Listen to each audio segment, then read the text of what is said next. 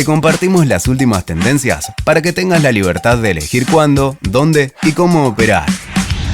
Sumate a la evolución del ecosistema de medios de pagos digitales. Libertad para operar. Un podcast de Coelsa.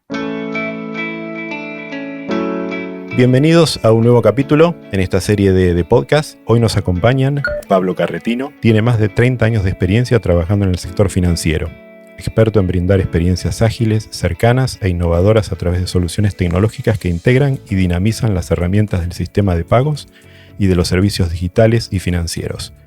Hoy es CEO en Interbanking, una plataforma digital de servicios administrativos financieros para empresas, líder en Argentina, que conecta en un solo lugar a las empresas con los bancos de todo el país, potenciando la transformación digital. Y Atilio Velaz, con más de 30 años de experiencia en el sistema financiero y ecosistema de pagos. Experto en medios de pago, sistemas de compensación electrónica y en productos servicios digitales relacionados con el ecosistema de pagos, ciberdefensa, cash management y de los productos de pagos, cobros y servicios de cuenta relacionados con el Sistema Nacional de Pagos, cámaras electrónicas de compensación y la banca digital en Latinoamérica. Hoy es CEO de Coelsa, la empresa tecnológica núcleo del ecosistema de medios de pago. Pablo, Atilio, bienvenidos. Muchas gracias por la invitación, Mauro. Gracias por la invitación, Mauro. Como para arrancar, para que nos entiendan todos los que están escuchando, cuéntenos cómo funcionan las cámaras.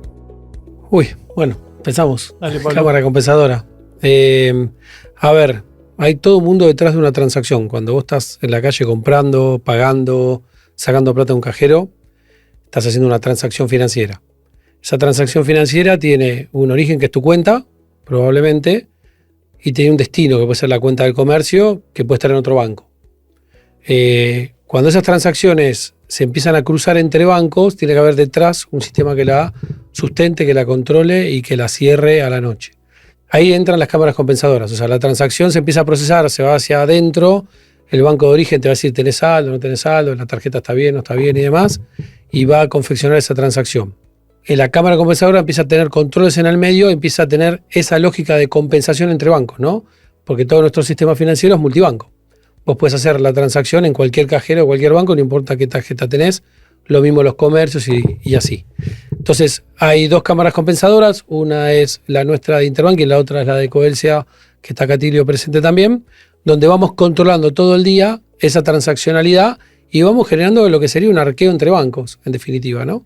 ¿Qué banco le debe a quién en función de cómo sus clientes están operando en los comercios, en los cajeros y en todos los puntos de venta, inclusive en el exterior? Al final del día se hacen todas las cuentas y se le pide a los bancos, bueno, esta es tu posición, tenés que pagar o vas a cobrar, y eso es un cierre que se hace todo el día, más algunos controles de garantía que se lo dejo a Atilio para que lo cuente un poco él.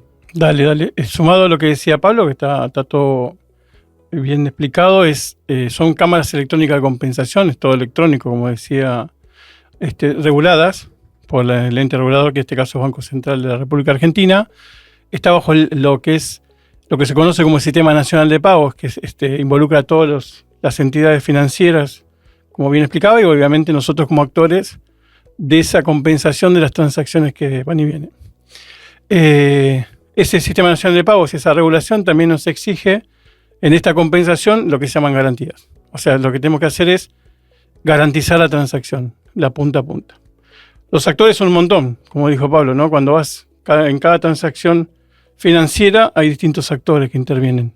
Uno piensa que cuando pagas soy yo y el comercio, por ejemplo. En realidad hay distintos actores atrás. Están los adquirentes, están los aceptadores, está obviamente el comercio, el banco del comercio, el banco, la billetera del que paga, el banco de la billetera de quien paga, y también está Internet en el medio, ¿no? Porque tiene que haber una conexión. Esa transacción viaja de punta a punta, como decía también Pablo, pero tenemos que asegurar o garantizar que realmente el dinero llegue al destino elegido por quien emite la transacción, ¿no? La transacción puede ser una transferencia simple, puede ser un pago digital, puede ser un pago a proveedores, puede ser un pago de sueldos, pueden ser personas humanas o personas jurídicas que lo generan o que lo reciben. Y esa garantía la tiene que poner el banco dueño o el banco, si querés, el banco propietario de esa cuenta débito que es de donde salen los fondos, ¿no? Y ahí, bueno, nosotros como actores lo que verificamos que existe una garantía en cada transacción de débito para que siempre llegue el crédito. Si sucede algo con esa entidad, ese crédito está asegurado, va a llegar siempre a la cuenta de destino. Así que tiene que ver con esto. Obviamente la compensación sucede con débitos y créditos, como dijo, bancos que son más, si querés, más deudores y otros que son más acreedores, o el banco de donde salen los fondos a donde llegan los fondos. Ni Interbanking ni Codelsa tocan esos fondos, ¿no? Lo que aseguran no tienen cuentas propias para eso, sino lo que aseguran que siempre los fondos lleguen de la punta a la punta. Y obviamente, como decíamos, lo que se busca es darle seguridad de la transacción a los usuarios. Es interesante porque este sistema de garantías te garantiza el sistema financiero, en definitiva, ¿no? Es redundante, pero es así. Vos, cualquier operación que hagas y vos la estás ejecutando en un banco, no es que estás mandando, no sé, compré una heladera y gasté, ya ni tengo ni idea cuánto vale una heladera, pero $1 millón quizás puede valer una heladera. Y no es que un banco en ese momento le va a llevar $1 millón al otro banco. Entonces, este sistema de garantizar esa transaccionalidad quiere decir que si a la noche algún banco que es deudor y tiene que pagar su posición y no tiene dinero, por lo que sea, puede ser por una cuestión operativa, ¿ok? Tiene algún problema en su sistema y demás, están siempre la opción de sacar esa garantía de una cuenta que está en el Banco Central y pagar con esa garantía. En definitiva, todas las transacciones que hacemos todos los argentinos todo el día están garantizadas. Es un sistema garantizado, como dice. Por eso también es importante que los actores sean los autorizados por el Banco Central, ¿no? Las entidades financieras están bajo la normativa de entidades financieras y las cámaras de compensación también reguladas con normativas específicas, que obviamente también somos auditados, tenemos verificación. En definitiva, el que más te verifica es el mismo cliente, que es en este caso los bancos, que la operación suceda, ¿no? Que estemos operando normalmente. Este proceso, vos hablaban un poco de la compensación y de las diferencias que puede haber. ¿Este proceso se hace en determinado horario? ¿Tiene un determinado horario tope de cierre para que se cubran esas posiciones? Sí, tenemos horarios de apertura y de cierre de la cámara compensadora. Y están encadenados, son varios procesos. O sea, cuando empieza uno termina otro y así hay varios actores que están encadenándose para que a la noche todo el sistema se compense, bien dicha la palabra, y arranque un nuevo día de una manera más prolija. Si algo no llega a compensarse, ¿puede pasar? Está en nuestro sistema de garantía. Sistema de garantía. Está en nuestro sistema de garantía que te hace que la compensación siempre termine. Sí, si querés, el último momento del día del sistema financiero es la compensación. Por eso también tenemos todo lo que sea necesario para evitar o mitigar riesgos sistémicos, porque esto puede generar un riesgo sistémico, ¿no? De todo el sistema. Imagínate que si alguna de las partes no cumple con esto, se genera un riesgo sistémico. Para separar un poco el tema, hay transacciones como ser los pagos con QR o los pagos digitales que son 7x24, por más que haya estos horarios, porque en realidad todo, como dijo Pablo, termina compensando contra una cuenta Banco Central y el Banco Central opera de lunes a viernes, desde la mañana hasta las 8 de la noche, ¿no? 8 a 8. Pero hay usuarios que siguen utilizando los pagos digitales, los medios digitales, con lo cual tenemos que asegurar de alguna manera la operatoria fuera de esos horarios, ¿no? Esto más para las personas humanas. ¿Y la interacción con los clientes, cómo se da? Para los clientes es todo transparente, para los clientes finales, la verdad que no, muchos ni saben que existe todo eso, que cuando estás comprando un helado, estás comprando esa transacción, pasa por el mismo proceso que si te compras un departamento, por lo cual es transparente. Los usuarios finales van incorporándose cada vez más medios digitales. Pasamos de los cajeros a internet, de las transferencias por internet, ahora con QR y demás, van operando y todo esto funciona sobre las mismas plataformas, ¿ok? Y tienen las mismas reglas de juego en el final de la película, que todo tiene que estar compensado y autorizado y controlado y demás. Por lo cual para el usuario es transparente. Es increíble cómo vos ves cómo ahora le pegan un QR y esa transacción acaba de pasar por un montón de lugares, se acaba de controlar un montón segundos. Y en microsegundos te la acaban de aprobar. Pero bueno, esa es la idea, ¿no? Que sea transparente para el usuario. Sí. De hecho, también el mundo, si querés, el mundo de empresas, también, por ejemplo, uno de los medios de pago es un cheque o un e-cheque. Eso también es otro de los medios de pago. No es necesariamente una transferencia o un pago con QR. Termina emitiéndolo y en el momento que entra para crédito en una cuenta, esa compensación también termina en la cámara, ¿no? ¿Y cómo es la interacción? Como decía Pablo, de alguna manera, nuestros clientes en definitiva son los bancos, los usuarios, si querés, de las cámaras son los bancos, las entidades financieras, y se le da servicio a los clientes de ellos, que son los usuarios, personas humanas y las personas jurídicas, utilizando todos estos medios de pago en Argentina, ¿no? Argentina es un país que tiene multiplicidad de medios de pago, ¿no? Tiene, la verdad, que muy buena cantidad de medios de pago, distintas alternativas dependiendo el usuario. En este caso puede ser por ejemplo, para pagar sueldos habitualmente es una transferencia. Para pagar a proveedores tenés transferencia, pero también tenés e-check o cheque electrónico. Para cobrar tenés el débito directo o lo que es el débito inmediato. Así que bueno, existe todo lo que es esos medios. Y la interacción es como si fueran plataformas donde se pueden de alguna manera enchufar distintos fronts, ¿no? En mi caso es distinto que el de Pablo, ¿no? En el caso de Coelsa, los fronts pueden ser un banco con su home banking, un banco con su app, una billetera digital, bancaria o no bancaria, o la misma FIP o el mismo ANSES utilizando los servicios, ¿no? O el Banco Central también como banco usuario de transferencias. En el caso tuyo creo que el front son también bancos. Nosotros trabajamos directamente con bancos, están todos los bancos que tienen servicios jurídicos, son 59 creo ahora. Sí, es una conexión uno a uno donde todo esto tiene que funcionar de manera homogénea y ágil, ¿no? Pero, como decía Tilio, o sea, los bancos son los que después nos traen a sus clientes y a los clientes es donde le damos todas estas transparencias, ¿no? Con los bancos sí, en el día a día tenemos distintas operaciones porque en realidad contamos todo muy fácil, pero es más complejo. La cámara compensadora se netea, porque en realidad no es que los bancos están poniendo todo el tiempo garantía arriba, sino que a medida que le entra plata la usan como garantía. Entonces hay una interacción durante el día con los bancos, che, te estás quedando sin garantía, pon un poco más de plata, o tranquilo que te sobra. Hay una ida y vuelta con ellos constante para que todo el sistema fluya. Pero eso sigue siendo transparente para el usuario, la verdad que el usuario ni sabe que está pasando todo eso detrás. Imagínate hoy una transacción solo en números, cámara compensadora, nosotros este año proyectamos más o menos aprobar 200 millones de pesos, serían 200 mil millones de dólares durante todo el año, ¿no? Es muchísimo dinero que se mueve por ahí. Y hay transacciones que vemos pasar ahora de varios ceros. Un pago de sueldos de una empresa, una multinacional, o un pago a proveedores importante de una petrolera grande, y pasa unas cuantas cifras, unas 9 cifras te lo pasa. Y todo eso está pasando en línea, y si hay algún problema con las garantías, se llama inmediatamente al banco para que lo ponga. Por eso digo, todo eso trata de buscar una transparencia para el usuario final que se logra. Sí, hay pagos, por ejemplo, de las tesorerías generales de las provincias o de la nación, que son miles de millones, como dices, en una transacción, ¿no?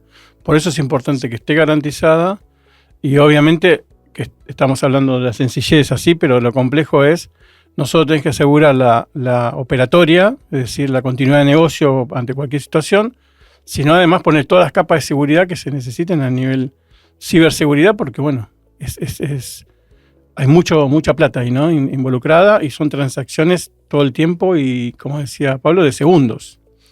Así que por eso la inversión no solamente es tecnológica, sino en procesos.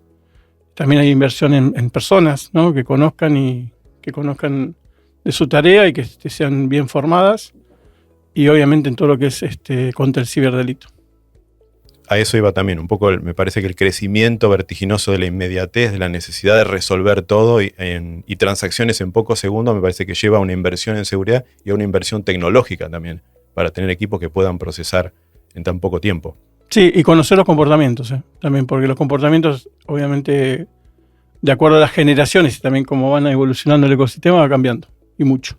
Sí, son desafíos. A ver, si vos te encerrás en tu casa, ponés 10 rejas, la posibilidad de que te roben son menores que si te empezás a abrir, a interactuar con la gente y a relacionarte y a cambiar dinero. Esto es lo mismo. En la medida que toda esta interoperabilidad avanza, que es lo que queremos todos, los riesgos son mayores y hay que invertir en tecnología, en conocimiento, en experiencias, en todo. Es parte del desafío nuestro de todos los días. ¿Cómo piensan ustedes que se adaptan los clientes a esta nueva era digital? ¿Hay algún cambio cultural? Sí, por primera vez. Yo hace mucho tiempo arranqué en Banelco y los ciclos de usabilidad de las innovaciones, especialmente las financieras, eran largos. O sea, yo arranqué hace 30 años ya y te decían, no, yo voy al cajero porque quiero el sello del cajero. Pero yo no confío en el cajero automático. Decían, pero no, andá y pagás por el cajero que va a estar todo bien. No, Sí. yo por internet no pago, yo creo que me Muy sellen el cultural. ticket, te decían. Y era cultural, y tardó años. Hoy nadie piensa en eso, la verdad que nadie está pensando en eso. Ahora, la velocidad que tomó a partir de la pandemia el uso de los medios digitales fue increíble. Increíble. Bueno, ellos lo ven, ahora te lo van a contar en números. A ti lo que los procesa, pero es la primera vez que la gente ya no le tiene miedo, que va para adelante, que esto está bueno, que me saco la plata del bolsillo, que funciona, que ve que. Porque a veces también hay un tema de que hay un espacio para que funcione bien, ¿viste? Las cosas se van acomodando. Y acá la verdad que probablemente sea la pandemia la que aceleró todo, pero. Y también un poco la inflación, ¿no? Porque hoy pagar la nafta con efectivo ya es bastante más. Lo puedes hacer. Yo a veces veo que algunos lo hacen y sacan pilones importantes, o el supermercado lo mismo. Eso terminó también de ayudar, la baja nominalidad que teníamos. Pero es la primera vez que yo veo que se le está realmente ganando al efectivo. Sí, de hecho acaba de salir una normativa del tema de pago de propinas que parece como algo habitual, pero no, era todo un problema porque tenías que tener efectivo, dependiendo el consumo era bastante efectivo que no tenés disponible en el bolsillo. Así que todo digital ahora está muy bien. Yo lo que digo es, de alguna manera antes es como que innovabas o desarrollabas producto y esperabas la adopción. Ahora es como que el comportamiento de las personas te obliga a rediseñar o repensar, ¿no? Un ejemplo, nosotros pensamos que cuando vas a un comercio, si hay un QR, pagas con QR. Y ahí, hoy directamente te dicen, no, tenés mi alias, mandame la transferencia. Y va por alias. Y hoy hablan de alias como algo muy habitual y existe hace más de 10 años. Y hace 4 o 5 ni lo nombraban, ni sabían qué era, ¿no? La lucha fue contra la CB larga U, ¿no? En ese momento, que era un código de 22 dígitos, una locura, muy bueno a nivel sistemas, pero a nivel de experiencia de usuario es mucho más fácil acordarte que tu cuenta se llama pepe.atilio, ¿no? Que todo un número de 22 dígitos. Además, si tenés varias cuentas, varios bancos, tenés que acordarte todos. Hoy lo relacionás con tu nombre, apellido y el último le pones Galicia, Santander o BBVA. Es que el sistema financiero argentino es muy innovador. Vos lo preguntaste antes, pero aprovecho para responderte ahora. Estamos en un nivel de funcionalidad de caso de uso bastante evolucionado respecto a la región, a la TAM seguro, y te diría que Europa, Estados Unidos, en algunos funcionan distinto, pero está muy evolucionado acá. Y a veces pasa esto, Somos vos muy tenés mirados. alias hace 10 años. Sí. Bueno, en algunos países acá cerquita lo Recién están poniendo ahora. Sí. Y nos usan como referencia, ¿no? Interoperabilidad 3.0 y demás también. Son Centroamérica, el casos. Caribe está ahora. Claro, está todo ahora. Entonces, esa innovación que tiene Argentina, con todos los problemas que tiene, la verdad que ayuda muchísimo a que. Después obviamente hay una competencia contra la economía en blanco, la economía en negro. Claramente todo lo que estamos hablando nosotros acá con Atilio es todo en blanco. Cuando vos estás digitalizando pagos, todo paga impuestos, todo tiene que ser como tiene que ser, que es un poco lo que las sociedades requieren, ¿no? Que la economía se vaya Hoy tenés, blanqueando. hablando de la informalidad o del tema de la inclusión, hoy tenés instrumentos que ayudan a que no solo las personas que no tenían acceso a una cuenta bancaria que puedan acceder a todo tipo de cuentas, a todo tipo de instrumento digital, sino que además tienen más de una cuenta, ¿no? Hoy hay 38 millones de argentinos, más de 38 millones, que tienen al menos una cuenta en el sistema, ¿no? Y la verdad que la operación es alta. Con lo cual, cuando habla de bancarización, habría que hablar más de cuentinización, ¿no? Cuánta digitalización hay. Y lo otro es, empezaron a usar generaciones más jóvenes el mundo de los instrumentos de los pagos digitales o de los medios de pago, pero también empiezan a aparecer los adultos mayores más tecnológicos que los que eran hace 10 años, ¿no? Usando ya herramientas porque vienen mucho más acostumbrados a este tipo de... Y la generación que más usa todo el mundo de pagos digitales es la generación X. Sorpresivamente yo pensé que era, de acuerdo a un informe que hacemos, pensé que era más la generación más joven, pero no, la generación X es la que más, más utiliza, ¿no? Después le sigue la generación, obviamente, los millennials, ¿no? Y de cara al servicio y experiencia del cliente, ¿cuáles son los desafíos que propone Coelsa o Interbanking? Desafíos, bueno. Así como estamos hablando en forma positiva de cómo crece esto, creo que uno de los mayores desafíos es el tema del ciberdelito. O sea, cómo crece el fraude ¿Pero por qué? Porque obviamente como esto crece y hay demasiados volúmenes, demasiadas transacciones, pero mucha plata, es un buen lugar como para que llame la atención a los malos, ¿no? A los que quieren obviamente hacer fraude. Y también tenés un tema de el eslabón débil sigue siendo el usuario, que a veces cae con ciertas metodologías para poder robarte, ¿no? Así que creo que el desafío es trabajar en conjunto a todos los actores, incluido el Banco Central también, para lo que sea necesario a nivel de adecuar en el ecosistema para que no siga sucediendo, ¿no? Porque si esto crece un montón en las transacciones digitales, pero también crece en paralelo un montón el ciberfraude, va a ser un problema. Así que es un desafío, creo que es un desafío a resolver poniéndonos todos en la misma mesa y los buenos unidos para que no nos puedan ganar los malos, ¿no? Porque creo que cuando nos dividimos es cuando le damos cabida a los malos. Y el segundo desafío es entender que se viene, porque esto es como que muy, muy acelerado todo, ¿no? Antes Pablo decía la cantidad de transacciones. Yo me acuerdo hace unos años si pensabas en 6, 7 millones de transacciones en un día, era como, qué desafío, ¿no? Hoy estamos más de 60 millones en un día. Y el 92% sucede en medio segundo, en menos de medio segundo.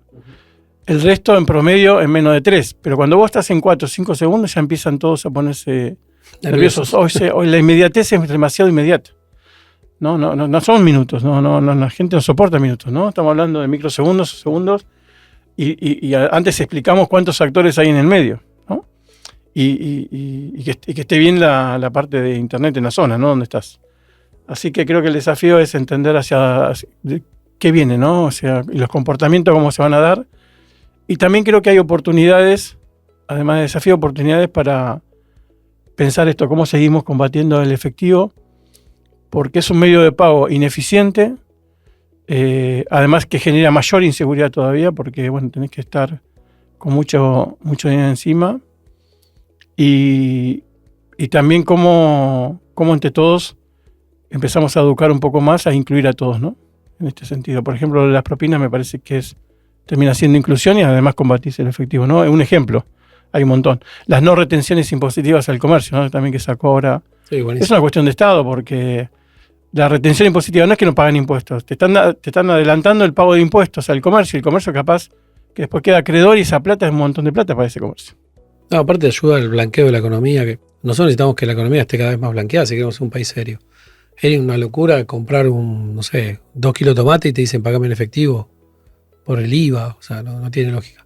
En el caso nuestro, nuestros clientes son jurídicos, nosotros los desafíos que tenemos, bueno, obviamente todo lo que es seguridad también, ciberseguridad, pero nuestro cliente está cambiando desde pandemia también, se notó un cambio hacia la automatización y hacia la performance.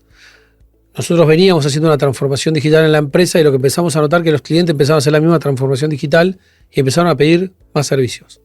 Así que para nosotros fue buenísimo porque, bueno, hay demanda de servicios y demás. Pero todos servicios digitales automáticos. Lo que quiere la empresa es eficientizar y que la gente no esté tildando una conciliación bancaria, ¿viste? Un extracto bancario a ver si la plata entró, sino que eso lo puede hacer un robot y esa persona usarla para algo más productivo. A partir de ahí están buscando todo el tiempo eficiencia en flujo de caja, en capital de trabajo y demás. Entonces todas las herramientas que nosotros podamos ir incorporándoles, donde se digitalice y se automatice toda la gestión de la tesorería, bienvenido sea. Y empezó a haber esa demanda, así que bueno, estamos ahí corriendo con varios proyectos para tratar de solucionar esas cosas. Eso obviamente es así, es con la vara de la seguridad al cual tenemos acostumbrado a nuestro cliente, ¿no? Nosotros no podemos arriesgar, porque, insisto, son muchos ceros, mucha plata y demás. Entonces todo lo que estamos haciendo siempre lo estamos buscando que sea muy user-friendly, muy flexible, la experiencia del usuario, pero que sea seguro. Eso no lo podemos negociar. Entonces estamos ahí todo el tiempo buscando las mejores soluciones. Ahí tienes un claro ejemplo a nivel desafío, es como lo que decía Pablo, ¿no? Cómo escuchás la necesidad y en base a eso pensás el producto, obviamente en esquemas seguros, como decías, ¿no? A veces el pensamiento anterior era, pienso la solución desde el sistema y desde cómo tengo los procesos o como que entiendo que debería ser, y después cuando implementabas, obviamente no es que fallaba porque funcionaba, pero no era lo que pedían, ¿no? O cumplía un 50%. Entonces creo que eso está bueno que decís, Pablo, porque ahí es. Hicimos un gráfico que paramos, como que le sacamos una foto, habíamos puesto al cliente con su al cliente de la empresa nuestra, ¿no? La empresa con su cliente, su proveedor y los bancos abajo, ¿no? Y empezamos a poner las flechas de cómo se movía el dinero, la información entre ellos. Y de repente nos dimos cuenta que el cliente estaba en el centro. Si eso lo hubiéramos dibujado 4 años atrás, el que estaba en el centro éramos nosotros o el banco, y el cliente por ahí tratando de conectarse con nosotros, con el proveedor y demás, y ver cómo le dábamos servicio. Eso fue un poco lo que cambió. Pasaste de construir productos y ojalá que lo usen, o úsenlo así, a te voy a construir productos para construirte un servicio, que es el que vos necesitas, y en lo mejor de los casos una experiencia positiva, ¿no? Eso es como la evolución que estamos teniendo todos. Además, la responsabilidad que tenemos de que ese servicio en definitiva lo da el banco a sus clientes, pero es un servicio dado por nosotros, ¿no? Claro. Entonces tiene que, como doble tilde, ¿no? Se cumple con nuestro cliente el banco, pero también cumple con el cliente del banco, ¿no? Para que el banco no tenga ningún daño reputacional, si querés. Excelente la charla entonces. Pablo, Atilio, muy enriquecedora. Muchísimas gracias por acompañarnos. Y a quienes nos escuchan, continúen disfrutando de estos podcasts y hasta el próximo capítulo. Muchas gracias, Mauro. Gracias por la invitación. Pablo. Igualmente.